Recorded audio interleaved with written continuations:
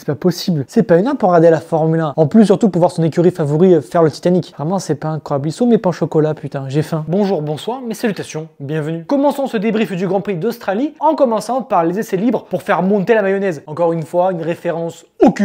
Si pour nous le réveil a piqué le matin pour la première séance d'essais libres à 2 h du matin, dites-vous qu'il a aussi piqué pour Haas. Pour au final avoir le même rythme, même pire que les Sauber. Les Haas ont un rythme qui est plus dégueulasse que les Sauber. Les Sauber, les Shrek version Formule 1, je le vis bien.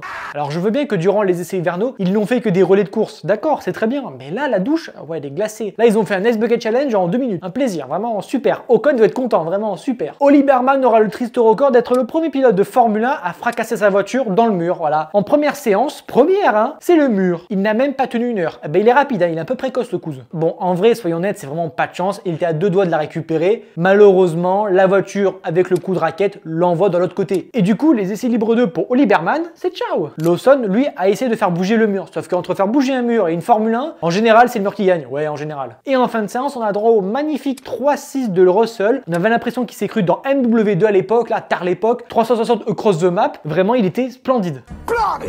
On continue avec monsieur Nico Hülkenberg qui a tout simplement utilisé sa Sauber comme un tracteur, direction le gravier, on y va à Mach 12. Merci Hülkenberg, c'est comme ça qu'on utilise une Sauber. Merci, putain. Il a enfin compris, bien joué. Pour revenir sur l'homme ours, on est d'accord qu'après son énorme crash en essai libre 1, il peut revenir en essai libre 3. La dernière séance avant les qualifs, là cette fois-ci tu fais attention. Devinez qui est dans le gravier même pas 10 minutes avant le début de la séance. Eh ben c'est l'homme ours. Eh ben super, vous avez une corde. Et en qualif, pas de chance, la boîte de vitesse, elle claque. Non mais sur As, y a rien à sauver, le bateau a déjà coulé, c'est déjà mort. Allez, on se barre tous là. Le canot de sauvetage, il est où? Pour Lawson, le remplaçant de Perez, il doit absolument rouler pour pouvoir comprendre cette Red Bull qui a l'air quand même un peu piégeuse. Devinez qu'il y a un problème moteur? Eh ben c'est Liam Lawson, eh ben super. Et avec cette expérience manquante, devinez qu'il va rester bloqué en Q1? Eh ben c'est Liam Lawson, hein, comme quoi Lawson et Perez, ben même résultat. Bon, il y en a un qui coûte moins cher. D'un côté, soyons réalistes et juste, Lawson, il a eu quand même beaucoup de problèmes. En essai hivernaux, il a eu un problème. Là, il a eu des problèmes et tu vas directement en qualif sans entraînement. Bah du coup, ça se foire. Hein. C'est comme si demain, toi, tu vas à un examen au bac au talent. Oui, on dit ça pour les potes, mais en réalité, le talent, ça marche pas. Hein. T'as 4 sur 20 et après, tu pleures. Et encore, durant la séance de qualif, il ne l'a pas foutu dans le mur. Ce qui est déjà un miracle. Parce que vu le comportement de la voiture, elle a le sous-virage, elle est le sur-virage, elle glisse de partout, les freins marchent pas. Et vous êtes sûr que c'est la même voiture avec Max? Non, parce que là, concrètement, ça se voit visuellement que c'est pas le même comportement. Hein. Alors, je veux bien que Max, c'est le dieu, ok? Ça se voit visuellement. Et pourtant, j'ai des lunettes, hein. Mais ça se voit qu'il y a une petite différence. Pour m'achever, alors que j'ai déjà un pied dans la tombe, devinez qui sera plus lent que les Sauber? Ah ben, c'est les Haas. Eh ben, super. Dans les choses un peu surprenantes, Kimi Antonelli, littéralement, son fond plat qui n'est pas plat, il s'est littéralement brisé, il a explosé, il s'est cassé et du coup, il suçait le sol. Oui, la comparaison n'est pas glorieuse, mais on va dire que son fond plat, il léchait le sol. Là, vraiment, il était collé. Sur cette séance de qui ira le plus vite, sinon ta mère, c'est une gentille maman très sympathique, McLaren ont littéralement apporté la démocratie et Verstappen, c'est l'élu. Avec une voiture un peu compliquée, il finit 3e. Et Ferrari, de leur côté, qu'est-ce qu'ils ont fait? Eh ben, ils ont tout simplement pris l'eau. 7e et 8e. Lewis Hamilton, première séance de qualification, il est 8e avec une Ferrari. Eh ben, je vais aller me recoucher, moi, hein, parce que super, vraiment là, vous avez un lit. Et je dois aussi préciser que Lewis a rendu hommage à Vettel avec un petit 3-6. Les grands champions se reconnaissent entre eux, c'est parfait. Pour bien enfoncer le couteau dans la plaie, même si à ce niveau-là, le couteau est directement dans l'os, ils se sont fait battre par une Visa Cash-App RB sans contact. C'est pas... La performance, elle est où, là? Il faut la payer en DLC ou ça se passe comment? Bon, je crois que ce que je vais faire, c'est que je vais aller me recoucher. Par contre, je voudrais bien voir les débuts de Isaac Hadjar en Formule 1. Comment ça, il a pas roulé? Mais attendez, je vais sortir mon carnet car je crois que c'est pas le seul, mais vraiment pas du tout. Donc attendez, vraiment, ah ouais, non mais d'accord, en fait, c'est pas du tout le seul. Mais en fait, ce Grand Prix, c'est pas possible. C'est littéralement un 100% d'hydro, quoi, en fait. À la fin, il en restera aucun. Il y a plus personne. Bon, certes, Hadjar a abandonné et n'a même pas fait un tour durant le Grand Prix. Mais en vrai, c'est une erreur qui peut arriver. C'est un rookie. Ça peut arriver. Le but, c'est d'apprendre encore une fois. Et puis surtout, le voir rentrer au stand complètement dépité. Ah, moi, ça m'a fendu le cœur. Vraiment, j'étais désolé pour lui. J'ai rien fait, hein, mais j'étais désolé. Et surtout, la classe du père de Lewis Hamilton, elle allait le reconforter, lui parler. Mais vraiment, mais quel homme, quelle classe. L'autre victime de ce départ est Jack Doohan qui a fait 500 mètres avant de littéralement exploser sa voiture dans le mur. J'ai pas compris. Le mec, il roule en ligne droite et d'un coup, sa voiture, elle a fait oh, j'ai la flemme de rouler là, oh, tu m'emmerdes un petit peu. Hop, c'est le mur. Ça va donner une raison supplémentaire à Flavio Briatore de remplacer Doohan par Colin Pinto, même si la raison n'est pas du tout valable. Mais encore une fois, quand tu as Palpatine qui parle, tout simplement, tu te tais et t'acceptes. Voilà, parce que quand lui tu le vois, eh ben t'as peur. Bon, par contre, là où je ne vais pas être tendre et je ne parle pas de la cuisson de mon steak, cuisson, steak, tendre, oh putain, allez rigoler un petit peu. Bon, allez, Ferrari. La corde, elle est où? Elle est là-bas. C'est littéralement Sainz qui part la voiture sous voiture de sécurité. Alors je veux bien que les rookies ont des problèmes. Le but, encore une fois, d'un rookie, c'est d'apprendre. Voilà, on apprend. Mais Carlos Sainz, vainqueur de Grand Prix avec Ferrari, la plante sous voiture de sécurité. D'accord. Par contre, soyons honnêtes, avec Sainz, la pluie, c'est pas son ami du tout. C'est même son ennemi. Car on se rappelle l'année dernière au Canada où il va faire la toupie en direction d'une Williams, ou encore le Brésil où il va terminer dans le mur. Dans les rookies qui se sont fait avoir, il y a aussi Fernando Alonso. Comment ça, c'est pas un rookie? Bon, en tout cas, la 33e victoire, c'est direction le mur. Dans ces deux derniers crashs de ce Open Lobby, il y a encore deux rookies. Ouais, ce Grand Prix, il a fait mal. Il a fait mal pour les rookies. On a eu droit à Bortoleto qui va monter sur le livreur, bien trempé, bien humide. Cette phrase est un peu bizarre. Ça déstabilise la voiture et ça l'envoie gentiment dans le mur à Mach 12. La dernière victime est tout simplement Liam Lawson qui a littéralement vécu un enfer. Entre les têtes à queue, le peu de roulage durant le week-end et il va se retrouver avec des pneus slick sous la pluie. Comment vous dire que le mur, il a vu Lawson en pneus slick sous la pluie,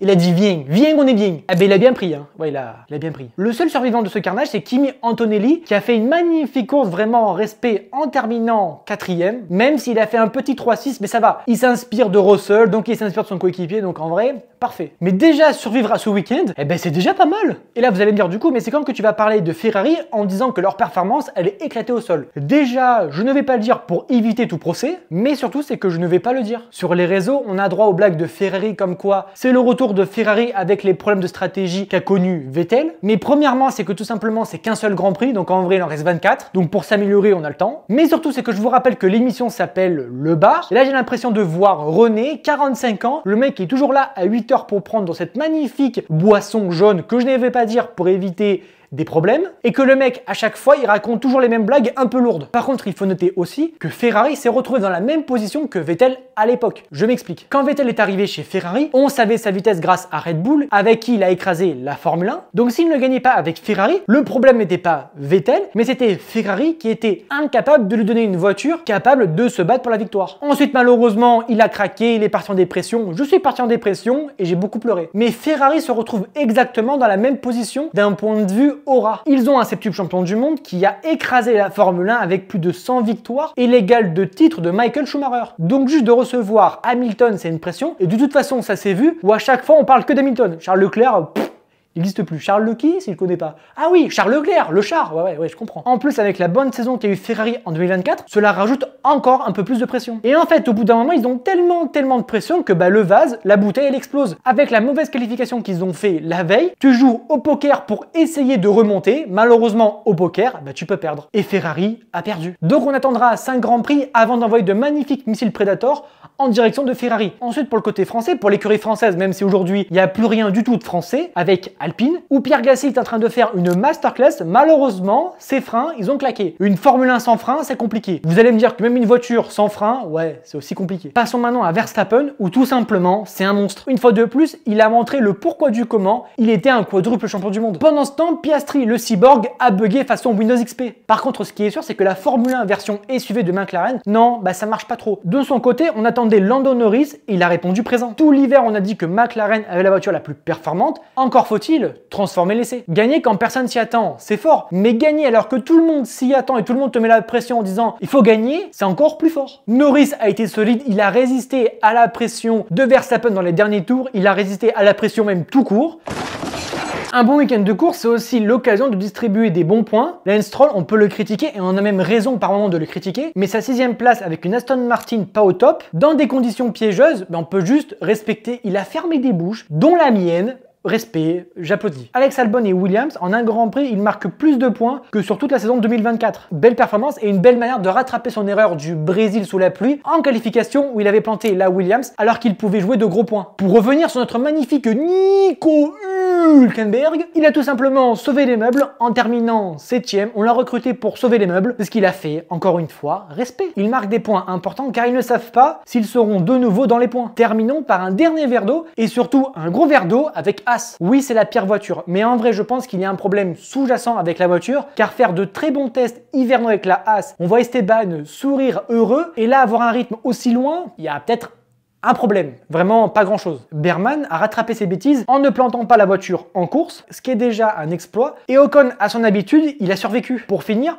ce magnifique épisode sur le bar. Le Grand Prix de Melbourne est un Grand Prix spécial, un peu comme moi. Rappelez-vous de Mercedes en 2023 où à Bahreïn ils sont nulle part, ils se font déposer par Aston Martin et ensuite on arrive en Australie et la Mercedes fonctionne en se battant pour la victoire. Donc avant de tirer des conclusions trop hâtives, attendons de voir ce qui va se dérouler en Chine. Surtout c'est qu'on se rend compte avec ce Grand Prix que l'ennemi des pilotes n'est pas la pluie, non non, c'est une petite ligne de peinture blanche à 5 € qui envoie littéralement les voitures dans le mur.